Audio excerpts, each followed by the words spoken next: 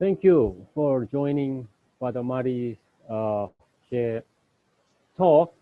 Well, let me introduce about Brother Marty. Martin Shea was born in Springfield, Massachusetts, but he grew up in Chicopee Falls, Massachusetts. And he's going to be celebrating very soon 70 years as a Maryknoll brother. After he sold to Maryknoll brother, he spent 12 years at Maryknoll working for the Maryknoll Society, and after that he was assigned to Guatemala, his first mission, and he spent almost 50 years there. And his experience as a refugee in Guatemala, and there was a relocation of the refugee to Mexico, and he decided to walk with those people, take for weeks and weeks.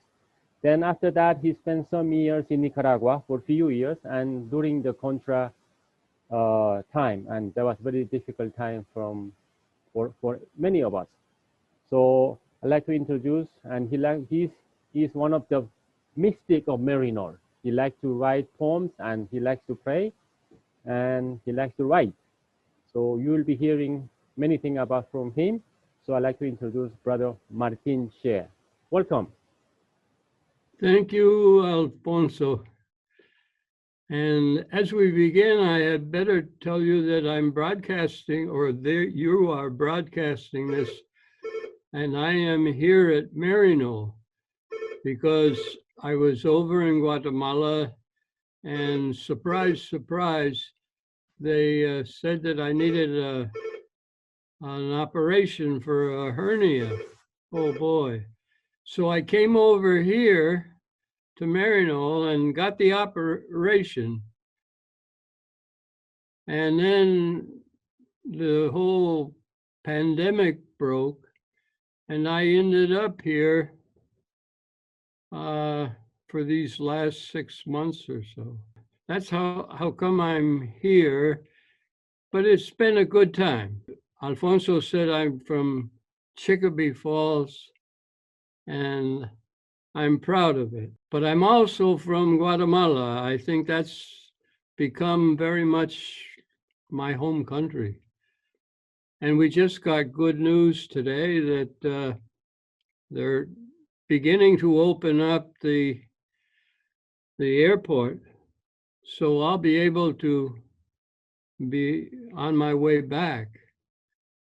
And so I'm very, very pleased. This is a good day for me to find out that I am good to go. So before we begin, as we begin, I'd just like to begin with a little prayer. And I'm using for the prayer, I guess it's a poem that I wrote. And the title is Praying on the 101 Bus. That's in Guatemala City.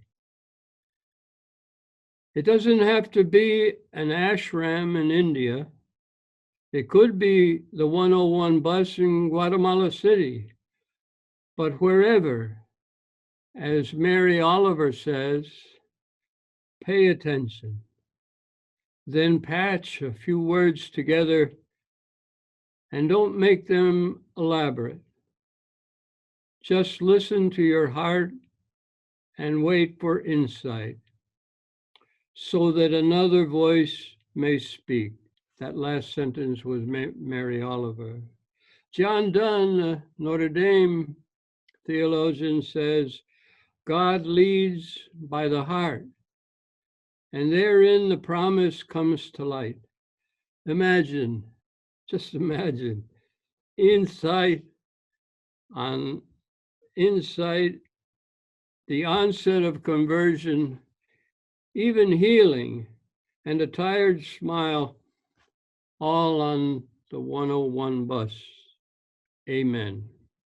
So the thing that is surprising is, where do you find this pearl of great price?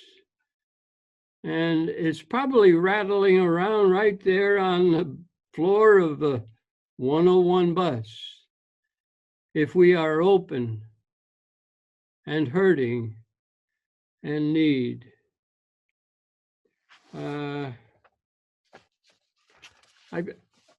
As I get started, I pulled out this thing from a journal that I kept in the refugee camp in Mexico. And later I'll read a little poem from that experience. But right now, let me read from this journal. The long road of tears from Guatemala is marked by graves. As in all violence, the victims are many. Those killed, those who die of disease and heartbreak, yes, and even the kids. The victims are the living and the dead. But facts aren't faces. Refugees are a living reality, a world tragedy from Africa to the Middle East, from Thailand to Central America. They are the unlucky to be born across a river, a street, a few miles from some dividing line marked by barbed wire. And here I say it's night as I write, and I wonder why I write at all. But write I must, if in some small way I can help tell their story or give a face to statistics. Will they be heard? Will the secret and the horror of Guatemala ever be known? So I begin with that because I'm taking advantage of this moment to speak in behalf of a world that is suffering, a world that is immigrating. And really, my experience of immigration, it's not immigration. It's, well, let's say it's inspiration for now, and I'll come back. But really, it's they're just trying to find a life. They're just trying to come alive. And that's why this picture is so helpful. Let me see if I can put it up there. This is a real photograph taken by one of the lay missioners, but it's so beautiful and it captures the essence of the emotion. Why are they immigrating? They're immigrating to save the children. And that has become, I don't know, my mantra. In a sense, it's also my vocation. Having gone up to Mexico with the refugees and having lived there with them.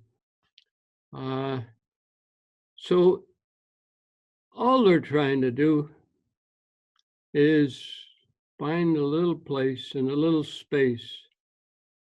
And we haven't been such good neighbors to them. I have another little poem here that I hope it fits into all of this. What is it to be brother? What is it to be sister? I remember taking 2 children from the refugee camp to the hospital in Campeche, Mexico.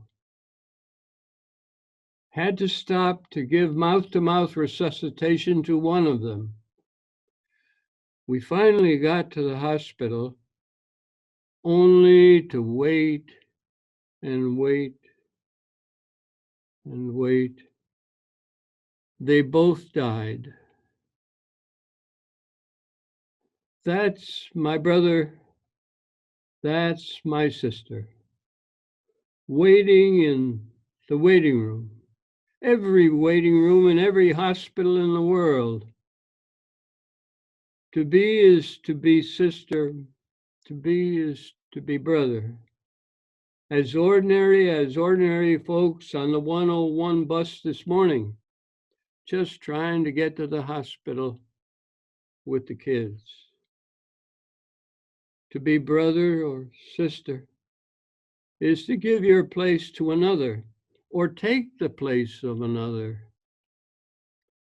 It's to get down off your high horse, as my dad might say, and get in line like everyone else and wait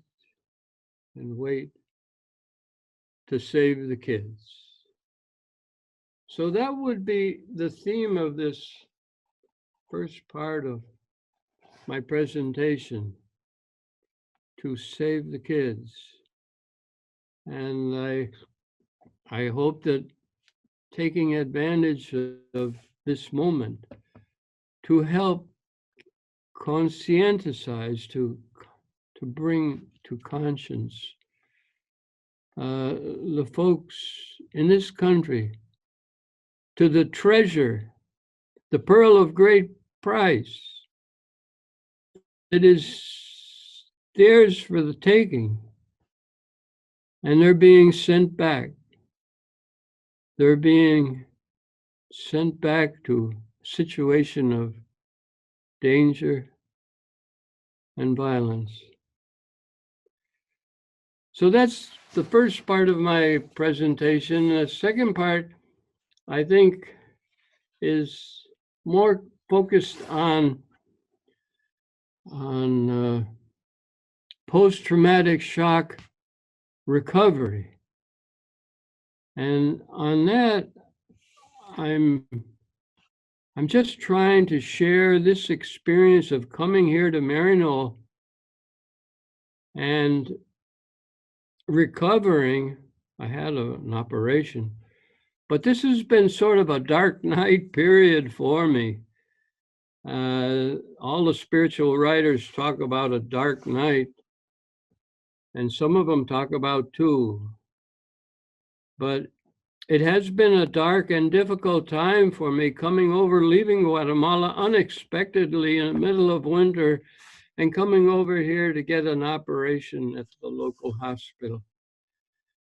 But I did it, and it worked out very well. But then the pandemic broke all around us, and I'm still here, still anxious to get back.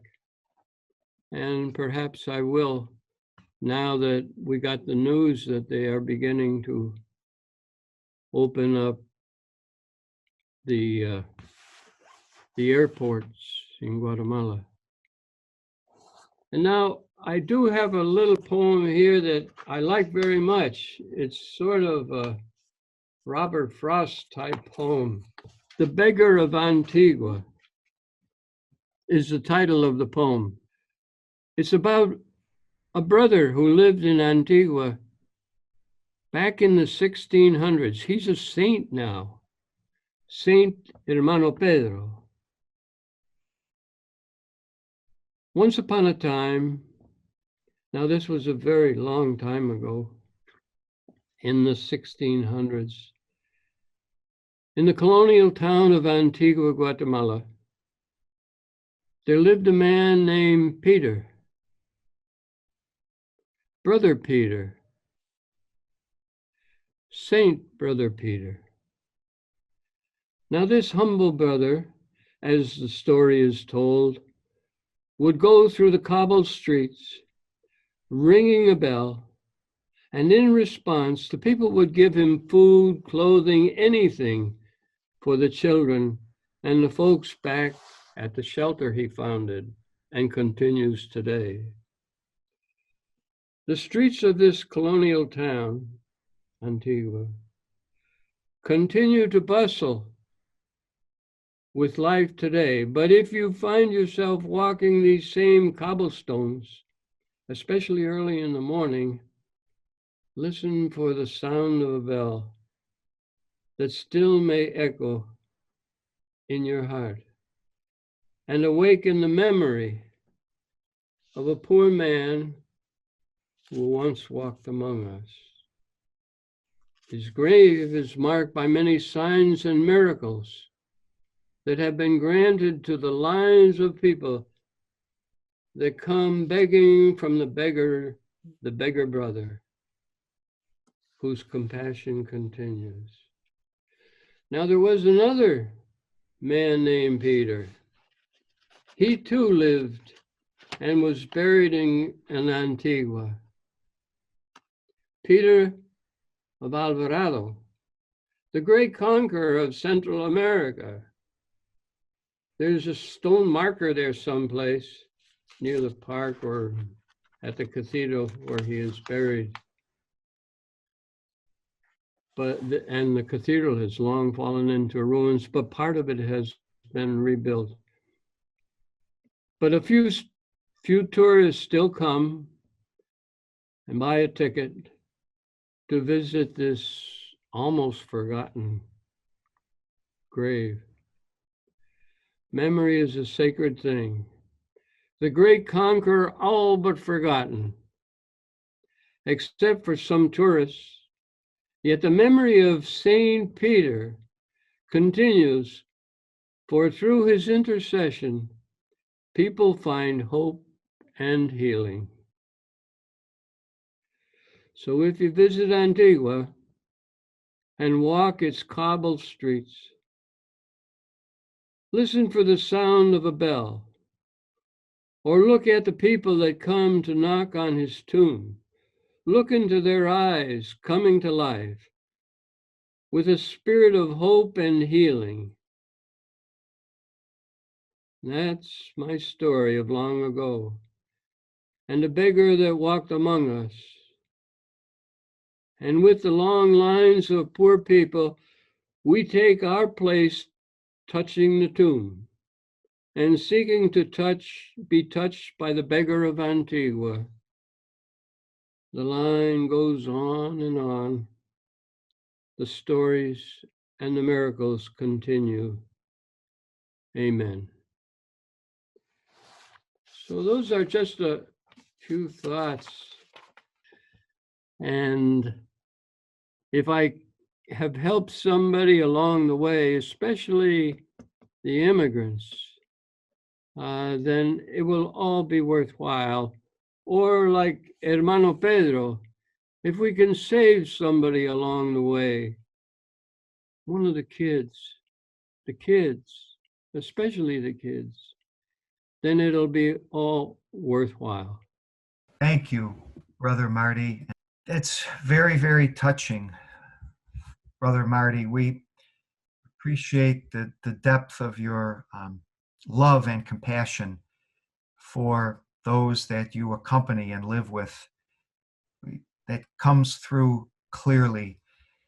Brother Marty, we know it's a difficult situation right now with, as you mentioned, a lot of the refugees who have fled now being sent back. Could you tell us, Brother Marty, where and how you see hope in this situation? Just to accompany them. I mean, it's such a staggering mission and a staggering reality that I think all we can do is to accompany them as much as possible. And that is possible. Because, you know, if somebody said, well, what are you going to do when you go back? I'm going to do what I've always done when I was 20 or 40 or 80. I'm going to accompany the people. And it's amazing how every day events occur. I could give you a little parable. Standing on the street there at 20 Calle in Guatemala City, and I'm trying to get across the street. And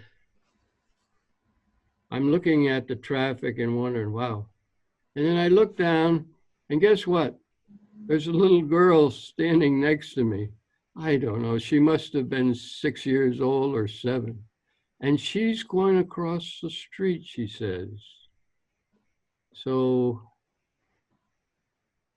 we got down, stepped into the street, and I hope we took hands and we crossed the street. Now, that's what we're doing.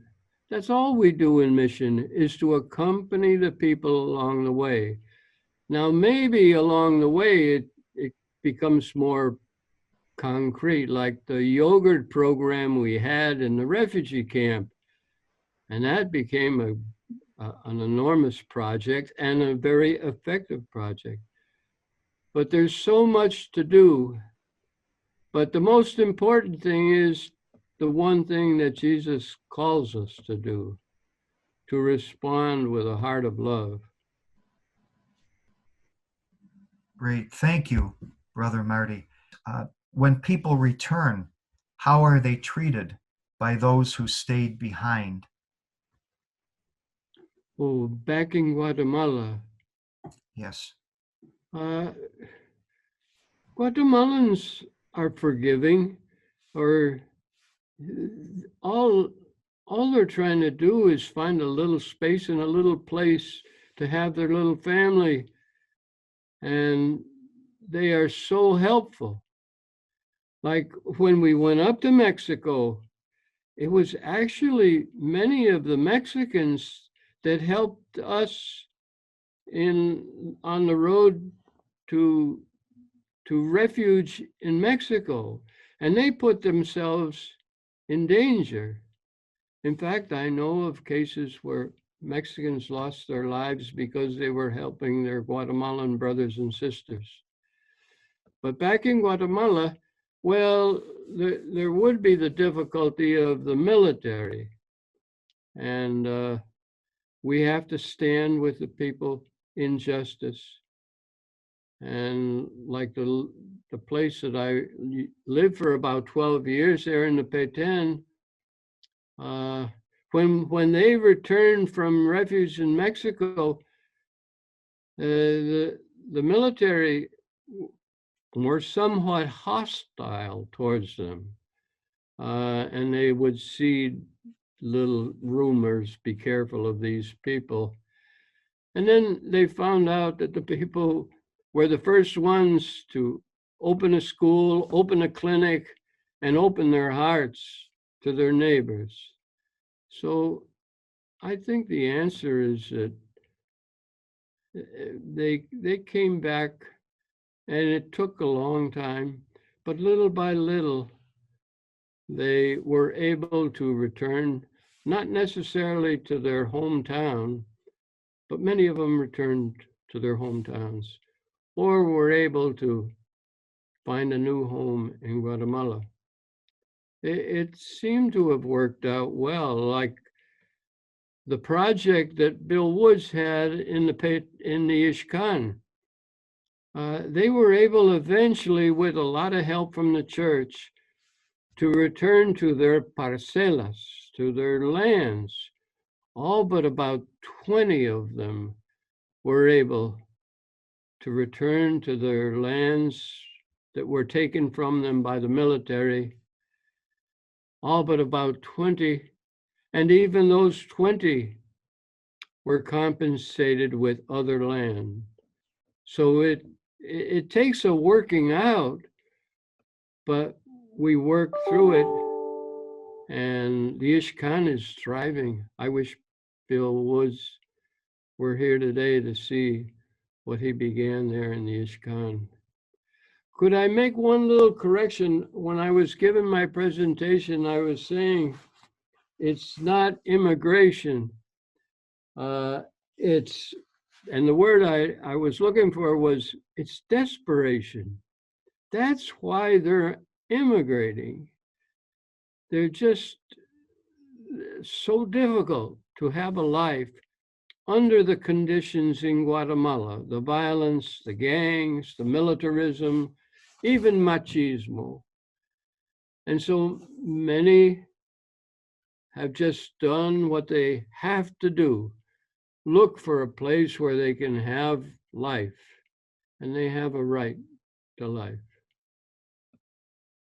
Can you give us a sense of why people are still fleeing from Guatemala?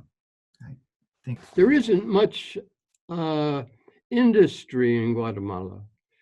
All of the above are reasons, the violence, the gang warfare, femicide, the violence shown towards women, the militarism. But along with that, there isn't much industry in Guatemala. And now with the airport closed down,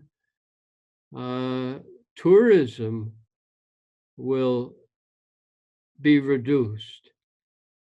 And so there are many reasons why beautiful Guatemala is a land where people have to immigrate or determined to immigrate because it's sort of impossible to work out a life there in Guatemala for many of them. It's not immigration, it's desperation. All they want to do is take that little life and bring it to fullness. And that's where we come in. We accompany them. We have routes for the refugees that are run by the church. Refugee centers in Guatemala City and at the border. And so we commit ourselves to migrant people because it's a very vulnerable time for them. You can read that. Let me show you that picture again. You can read the consternation on their faces.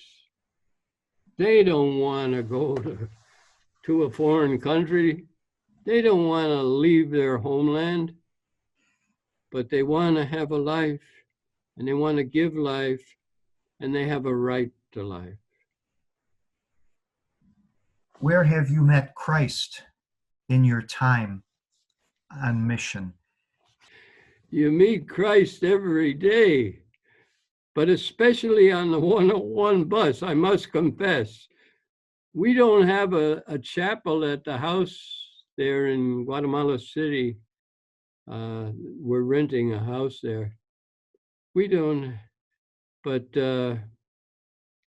every place you turn, that little 6-year-old girl was Christ, You get on the bus and you go down and try to find a seat, and a lady with 2 children is trying to give you her seat. That's Christ. And you meet him, her, everywhere, every day, especially on the 101 bus. Here's a kind of a specific question about the refugee demographics, Brother Marty. Someone asked, were the refugees only the indigenous Mayans, or did it include other groups from Guatemala? No, it was like a cross-section of the population of Guatemala, which is like about 60% indigenous. But where I lived in the refugee camps in Mexico, we had indigenous centers and we had Spanish-speaking centers, just sort of a profile of the reality of Guatemala, because many people had to live because of the oppression, and it's trying to understand the violence of the military, and you have to understand their methodology, which is similar to Vietnam. You don't win a war with people, with guerrillas, by going into the jungle. You cordon off a section of that country, and that becomes the enemy, men, women, and children. And so everyone in that area would be seeking refuge and leaving the country. No, it's a cross section of the population of Guatemala, just trying to save the kids. Your answer touches on this important but challenging question, challenging for all of us, Brother Marty. Deacon George and Penny asked this question. Deacon George recalls he was on the Maryknoll pilgrimage retreat in 2014, and he remembers you talking about being implicated because we have now learned the stories. Could you please describe for us what being implicated means? Deacon George said it has definitely influenced his ministry with the Hispanic community. Yeah, well, that's been a theme that pops up in my heart every time we have a pilgrimage retreat. And I think what it is, you know, the reality, the injustice, the human condition. But then when you go to Guatemala and you are immersed, it moves from your head to your heart. And it's like you fall in love, or it's deeper than just knowing.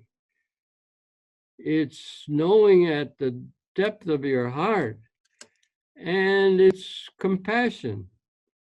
And when that happens, things are never quite the same after that.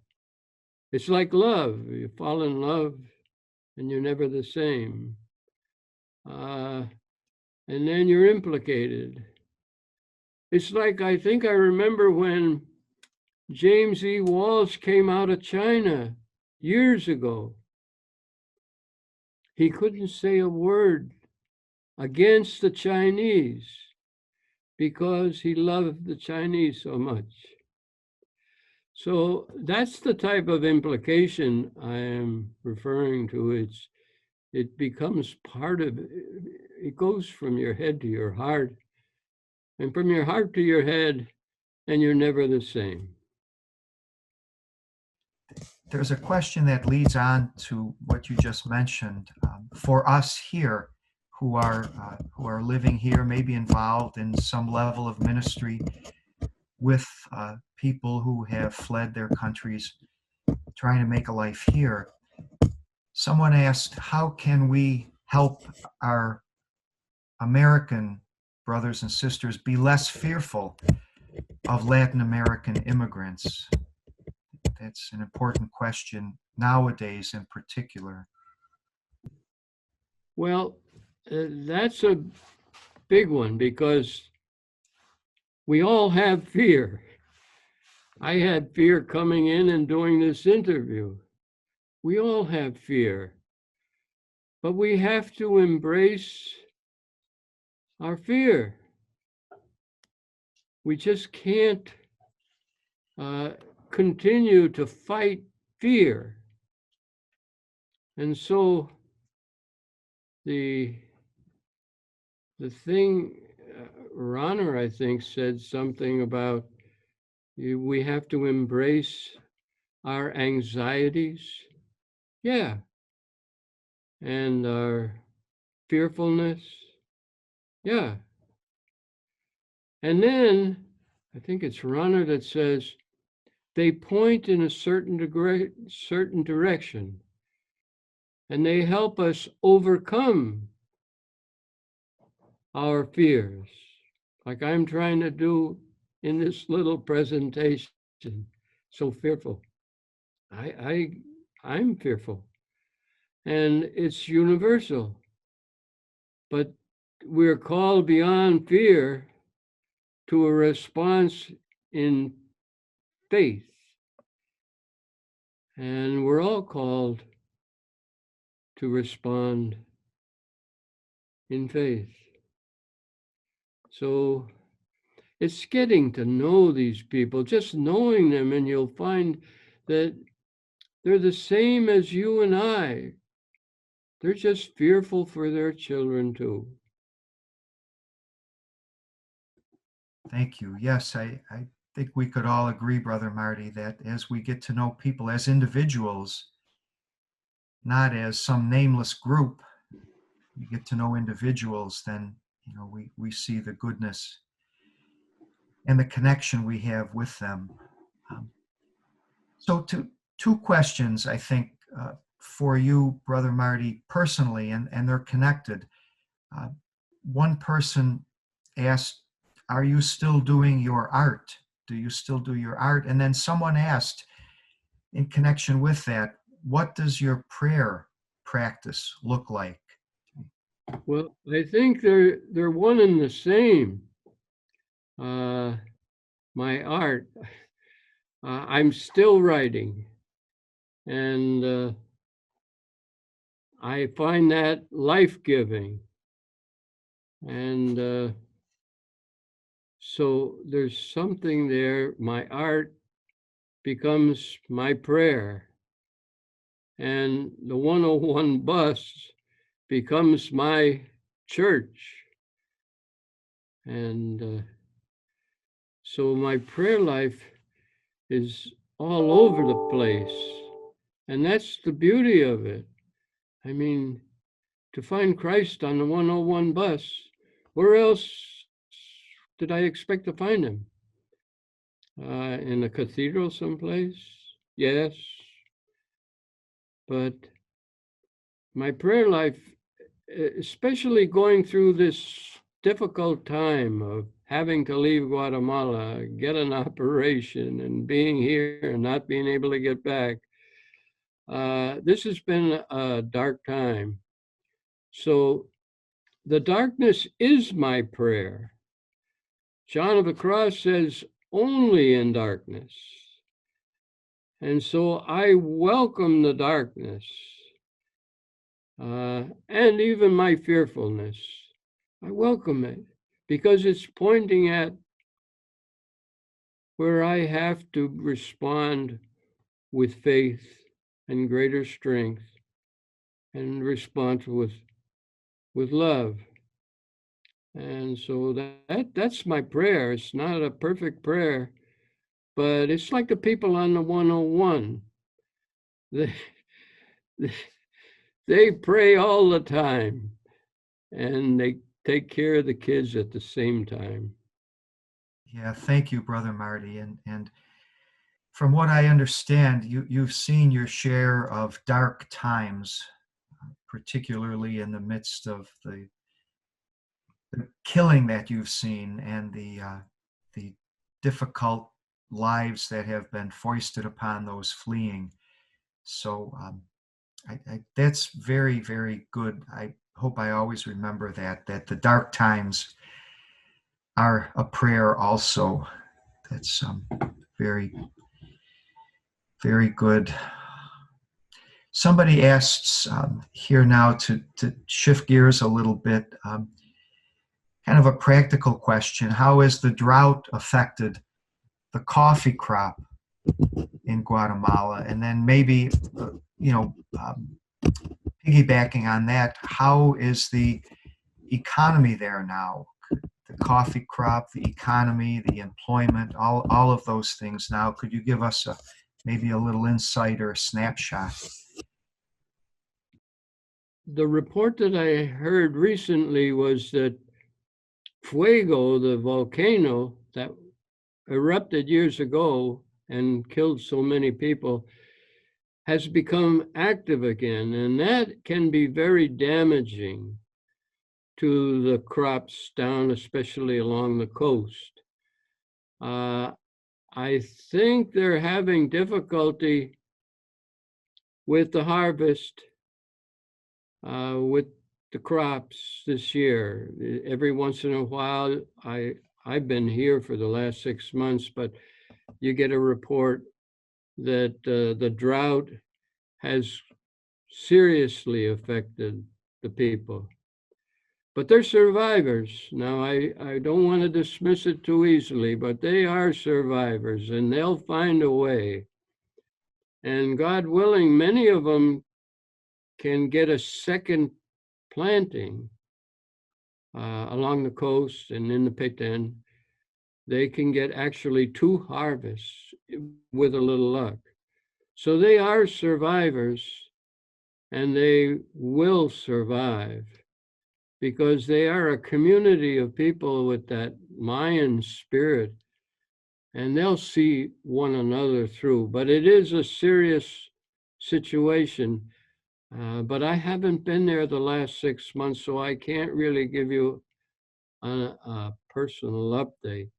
But I think just knowing the Guatemalan people, they are survivors, and maybe that's why I continue to survive with them. We've had a lot of racial tension in the U.S. recently, and we know that the same is true in Guatemala. What do you think Guatemalans can teach us about how to be more like Christ in situations of racial tension? Well, that spirit of community still hangs over Guatemala after thousands of years of planting corn, doing things together, helping one another. They really are a gentle people, and they help one another. And I think that's my experience, is the love that they share without really even knowing that they are loving and present and helpful. So it's that 101 bus again, helping one another. That good lady just trying to give me her seat and get with the kids. Can you imagine? No, they are very human. And it's going to be difficult because with this virus, you can't hug and kiss everybody. And I don't know what we'll do because they are such an affectionate people, supportive and loving, and always giving an abrazo, a hug. But that's my experience, and I don't think they're going to change that much. But for the present time, I'm sure they have had to practice social distancing. I don't know if that answers the question. It does help, Brother Marty. Yes, I think maybe we were also wondering about any of the racial tensions or racial difficulties that you may have seen in Guatemala, or is that area one where people have been better at it than we have here in terms of embracing racial differences and treating others with more of a sense of equality and basic justice? So I think that was maybe also at the heart of the question. Well, we do have a reality here in Guatemala. The prejudice towards the indigenous is still present.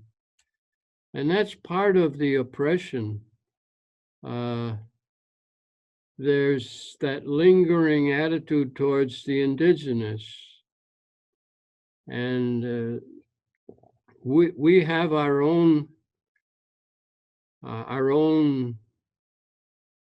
difficulties in living like brothers and sisters, like we are called to do.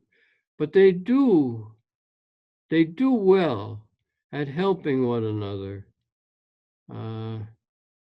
Maybe it's a tradition from the Mayan, especially if it's indigenous to indigenous. Most of them speak in Maya language, the various.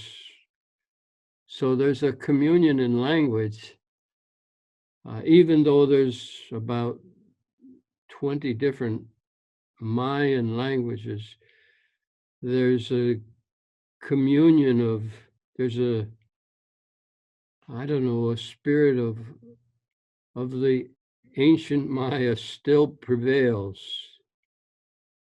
And but we do have that attitude of prejudice toward the indigenous, and it continues. There have been a couple of very good comments, Brother Marty, just to share with you that one person said, this is one of the best of the many and varied webinars I've watched. Your simplicity, your vulnerability, your welcoming of all aspects of yourself and life, and your open heart are uplifting. She said she had been on the affiliate trip in 2017 and looks forward to being back to Guatemala. I want to thank you all. This has been an interesting experience in my long mission life. I've never had an experience like this, but it does point to something new is happening, and it's beautiful. And we have to be present and run with it. Mission is changing. And so thank you all for being part of this mission experience. And may you go well in your own mission, wherever that takes you, even if it takes you on the 101 bus. Deacon Leo had mentioned that he wanted to thank you, Brother Marty. Deacon Leo Yoke. You probably know him. He's from Guatemala, and he said that he is a survivor, and he left in the 90s in desperation. So he wanted to thank you for your love for the Guatemalan people. The word that escaped me is desperation, but you know, they would not be coming this way if we were better neighbors. You know, you hurt for people who hurt. And when you're hurting, you're going to do something. I mean, you're going to save the kids, help the kids, get the kids to school, get them home safely, get them on the bus. And that's all we're trying to do. And that's our mission, to save the kids. And so we'll go back and we'll stay with them. And I hope, even if anything happens to me back there, all the arrangements have been made. So I'll be buried there in Guatemala. I didn't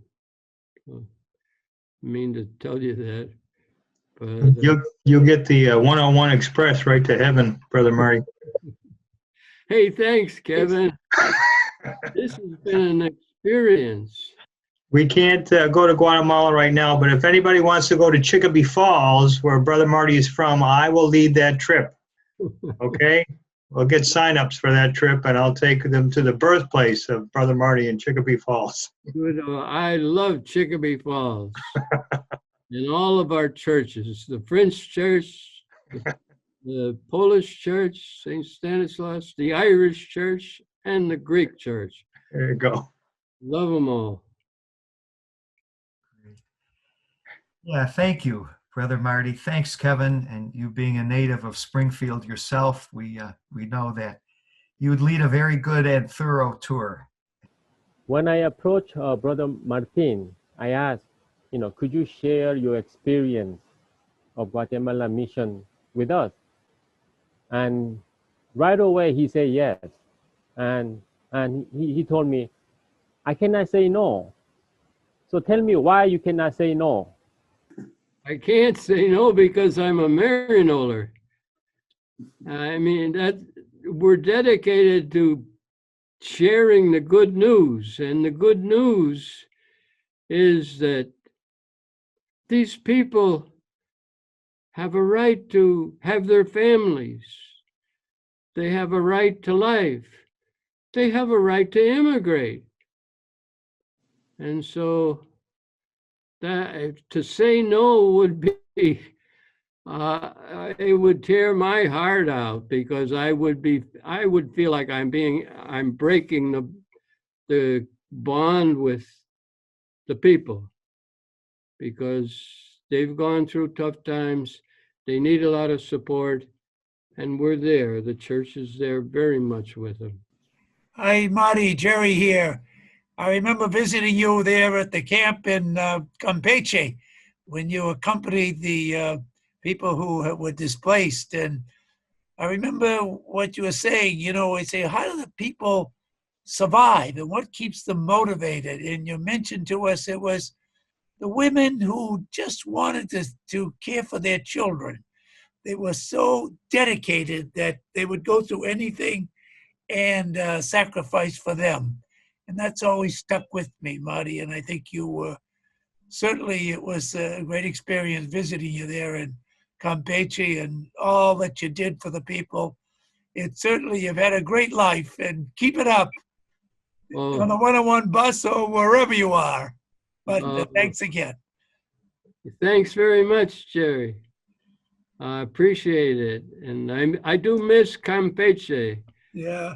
It was almost like about 3.5, 4 years in that refugee camp. Yeah. And but it's true about the women. The women are the strength of Guatemala. Yeah. Maybe coming from the Mayan strength of forming family, preparing the nixtamal, preparing their tortillas. They are beautiful and strong women. I have a question for you, Uncle. How has your mission life and living in Guatemala shaped and or changed your spiritual life, your spiritual beliefs? Can you talk a little bit about that on a personal level? I guess it's a process.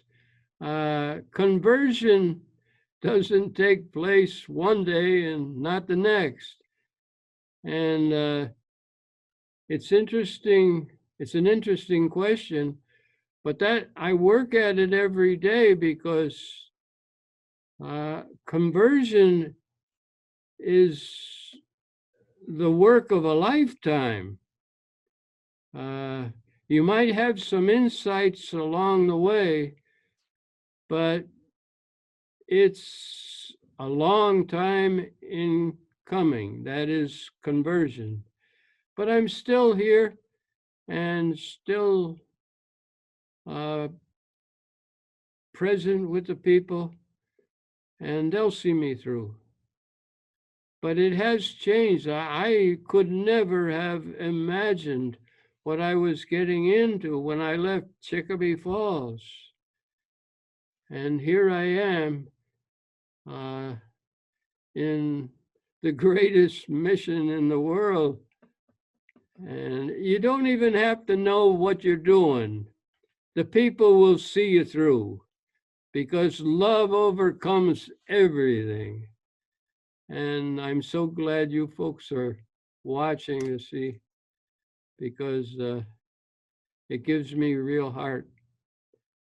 Thanks for the question, Eileen and Sheila. Love you.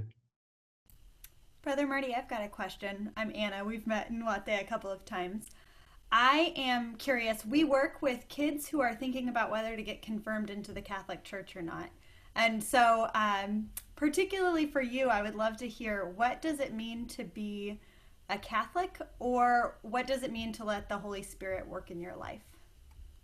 Well, in my case, I try to stay out of the way and just let the Holy Spirit work. Because, I get in my own way and I don't know the way. But it's such an exciting journey to enter into this spiritual journey. And that's why I like poetry. It seems to activate another part of my brain, maybe the right brain or something.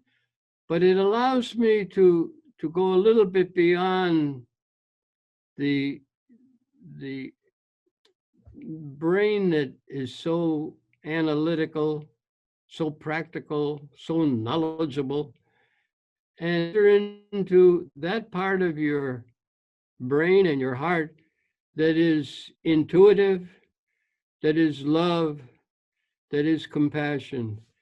And so that has been the work of a lifetime. I didn't know I was getting into it when I left Chicopee Falls, but I'm glad it worked out so beautifully. And I try to stay a little bit out of the way, present always, but out of the way, and allow the Spirit to do whatever. And that would be my prayer at times, whatever. Brother Marty, I wanted to ask you for your understanding, perhaps, or any insights that the indigenous spirituality, the Mayan spirituality, may have provided to you in your own faith journey, your own faith, your own understanding of God and God's compassion and love. Well, I don't know if this is a good response, but I do know that I asked them, why do you come to church? And it seemed to me that they come to church because they have a heart. And it's all about heart. It's all about that spirit of love and compassion that comes from the heart. And they have a heart. The poorest of them would say, well, we have a heart. And that's why we're coming here to the church. That's the only credential you need, is one heart.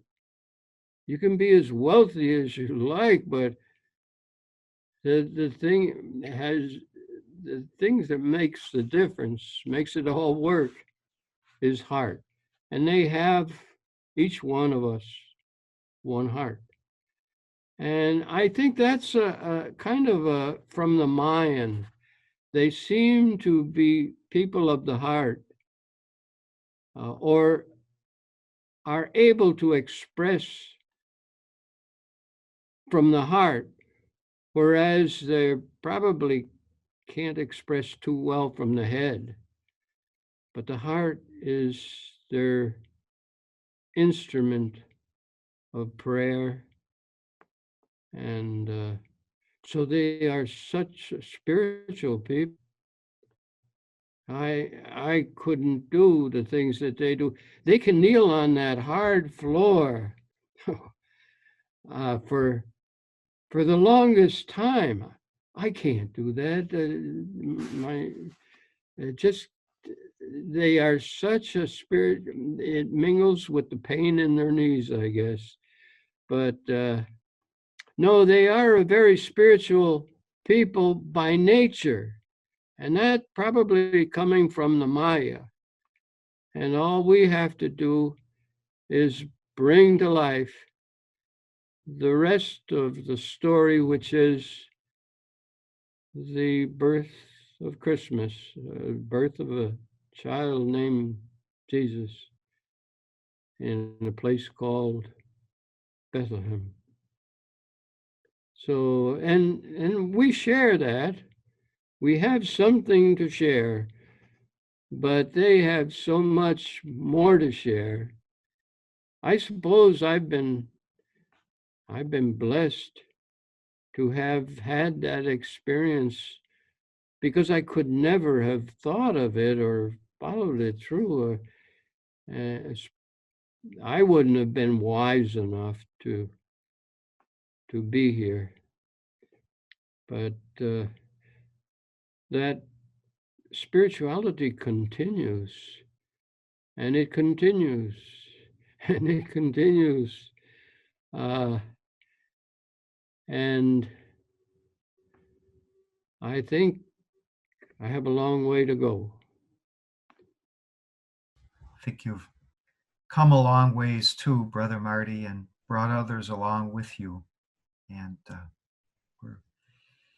we're grateful for that.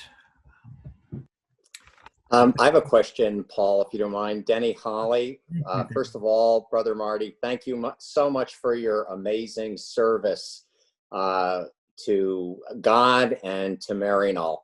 I was very blessed yesterday. I had the opportunity to listen to your podcast, Among the People, with Father Joe Venerosa, that kind of provided a total overview of your experiences in Guatemala. That was excellent. My question for you is, you know, your theme and your life seems to be revolving with the people to save the children. What are you currently doing in when you return to Guatemala, or just prior to your leaving Guatemala, to save the children from MS-13 and the 18th Street Gang, all the gangs there that are trying to recruit these young children, and if they don't participate, you know, maybe violent death. So what have you experienced in this, and how are you helping to prevent that from occurring? Whoa, that's a big question. I think one thing, it's like the Maryknoll sisters are there in Guatemala. And we are there in Guatemala. It's a presence that speaks to the inhumanity of violence, especially femicide. And we wrote an article, it's called From Genocide to Femicide, Violence in Guatemala. And it's naming it. And that's a good beginning. It's so hard even to talk about it. We have to name it, and then we have to face it down and continue to continue. And we will. Every day is like a testimony to the contradiction of violence and killing and drugs. So, no, it's a universal problem, especially throughout Central America, where the drugs are on traffic all the way from Colombia right through Guatemala and then up north and over to Europe. I don't know if that helps any, because it's such a big question. But to be present is actually an activity, a testimony to another way other than violence and killing and war and genocide. So we continue as best we can. I don't know if that helps answer the question. It does. Thank you very much. I appreciate your comments. God bless you. Thank you. Brother, I have a question. Uh-huh. You mentioned earlier how gentle and sincere the people are, and a few times that we've been able to go to Guatemala, we've picked up the same thing. Very sincere, close to the earth, is just very unassuming people. But then I see the other side of all the violence, and I have a hard time understanding how those two can come out of the same area. And maybe I'm answering my own question. I guess we do the same thing in the States. But do you have any comment about that? Well, it's a tough question too. Why could such a gentle people do such horrendous things? But it's that whole thing of militarism. They were trained in the military, many of them, and that carries over even to gang warfare. They have adopted many of the military systems, such as, I don't know, the violence of executing people. It's so hard to talk about it. But there are other elements at work, and it expresses itself through machismo, femicide, that attitude towards women that have hardly any rights. And the men are the ones who, I mean, suppose a woman leaves a man, it's almost like honor killing to respond in kind. And that's the gospel recently was about taking that speck out of your own eye and before you start blaming everybody else. So it's a tough one, but the element of violence continues. And that's militarism oftentimes, especially in the Guatemalan military.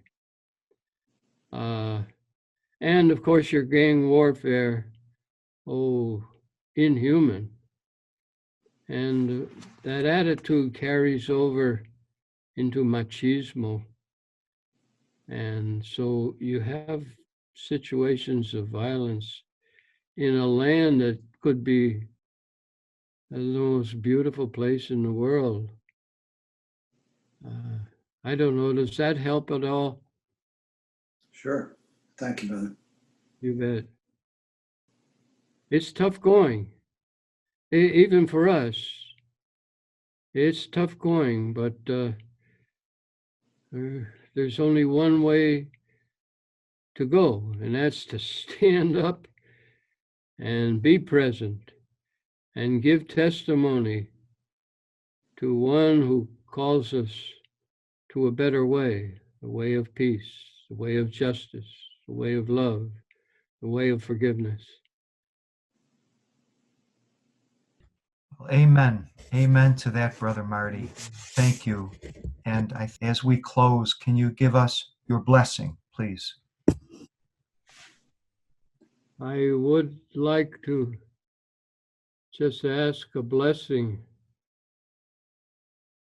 on all of us, that we might take this as a moment of prayer